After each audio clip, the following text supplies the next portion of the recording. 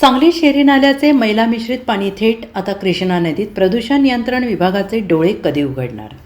सांगली शहरातील शेरी नाल्यातील मैला मिश्रित सांडपाणी सांगलीतील अमरधाम स्मशानभूमीजवळ थेट कृष्णा नदीत मिसळत असल्याचा गंभीर प्रकार पुन्हा एकदा उघड झाला आहे.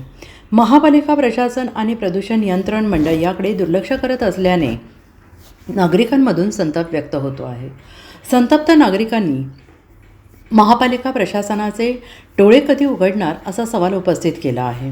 महापालिका क्षेत्रातील गावभागातील अमरधाम स्मशानभूमीजवळील नाल्यातून मोठ्या प्रमाणात सांडपाणी कृष्णा नदीत मिळत असल्याचे प्रत्यक्ष पाहणीत उघड झाले आहे.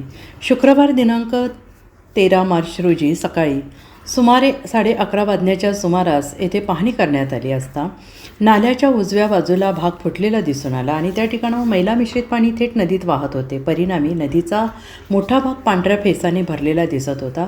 प्रदूषित पाणी पुढे बंधाऱ्याच्या दिशेने वाहत असल्याने नदीपात्राचे गंभीर प्रदूषण होत असल्याची भीती व्यक्त केली जाते आहे. आणि विशेष म्हणजे शेरी नाल्यातील सर्व पंप कार्यान्वित करण्यात आल्याचा दावा प्रशासनाकडून वारंवार केला जात असला तरी प्रत्यक्ष परिस्थिती त्याच्या पूर्णपणे विरोधात असल्याचं दिसून येत आहे.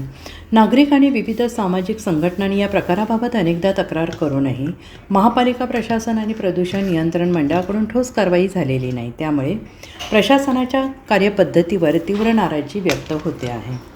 Bureau report SBN Marathi Sangli.